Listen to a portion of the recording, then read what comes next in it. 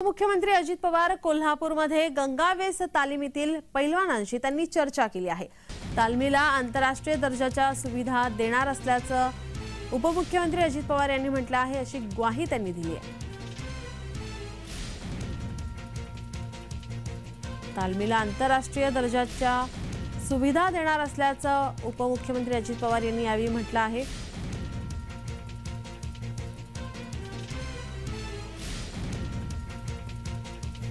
उपमुख्यमंत्री अजित पवार हे कोल्हापूरमध्ये आहेत। यावेळी त्यांनी तालमीतील पैलवानांना त्यांनी चर्चा केली आणि ग्वाही दिलेली आहे। गंगावेस तालुक्यातील पैलवानांशी त्यांनी चर्चा केली। तालमीला आंतरराष्ट्रीय दर्जाच्या सुविधा देणार असल्याचं त्यांनी म्हटलंय।